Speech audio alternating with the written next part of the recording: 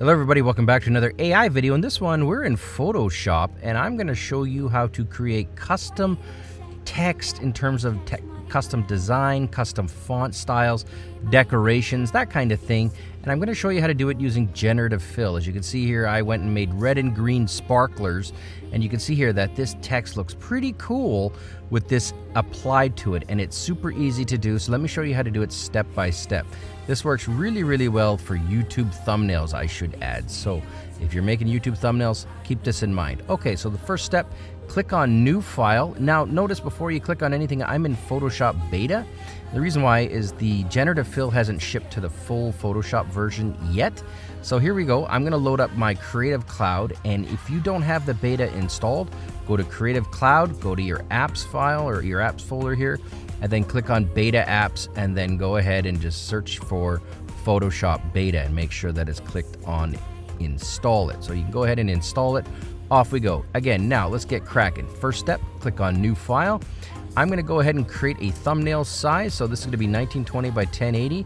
But before I go any further, please note that I've made the background transparent, because when I export this, I don't want to export anything but just the font or the text and the cool style in it. So that's all I want to do. So I'm going to click on Create Transparent Background. All right, here we go.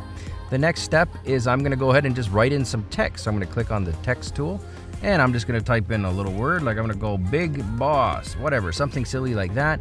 And I'm going to make them a small word so I can make the font really huge so you can see what I'm doing. So I'm making this huge on purpose, and something like that. I'm going to center it up, and presto. Okay, big boss. Let's put this in the middle here somewhere, and presto. Now we're still again inside Photoshop Beta. The next step is the critical one, is we're going to go and hold down the Command key on a Mac, the Control key on a PC, and then just left click on your text here, right here where the T is, just left click on it. And what happens is that selects the text and only the text, so nothing else is selected. So if this was on a thumbnail and you had a whole bunch of stuff in the background, that would not be selected, just the text. Now you'll see here in this bar that we've got Generative Fill as an option. I'm just going to left click on that here, and then I'm going to type in what I want this to look like. So in this case, I want it to look like, I don't know, fireworks. Right? Let's just go with something simple. I'm going to go ahead with that. I'm going to click on Generate, and let's see what we get. It only takes a few seconds, and while it loads here and it does its thing, look on the right side here. You'll see under Properties, Generative Layer Prompt Fireworks. The reason why that's interesting is because we can just go ahead and change this kind of on the fly. So here's our first crack. If you don't like it, you can go ahead and look at the second one. I'm just going to click on this right arrow. That's pretty cool, not going to lie. I like that one. Let's click on the third one. Maybe that one's the one I want. I don't know. All right, well, let's see. Maybe we want to run it again, right? You didn't get it right the first time. Just click on the prompt here, and then I'm just going to go ahead and hit fireworks, 4th of July, whatever, right? Like, I'm just having some fun here. I'm going to click on Generate, and you're going to see that it gives us another set of 3 variations. And currently in the beta and probably in the final production version of Photoshop, they're not restricting this. You can just go nuts and just keep on cracking at it until you find something you like. Like, that looks pretty cool, I'm not going to lie. That one's pretty good.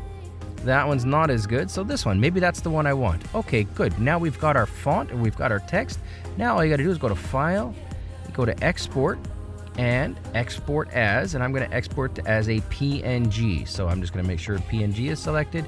The reason why PNG is because you have a transparent background, and then presto, I'm going to click on Export, and wherever the heck, I'll put it on let's put it in my pictures, and we'll call it Artboard 1 because I'm not very creative. And then when I go to Finder and I go to Pictures, let's go to Pictures. Come on, Curtis, where's Pictures? There she be. And Artboard 1, I double click, open it up, and there we go. We've got just the text with the decoration applied to it and nothing else. You can take that and drop that in on top of your thumbnail, and it will look awesome, guaranteed. Thanks for watching.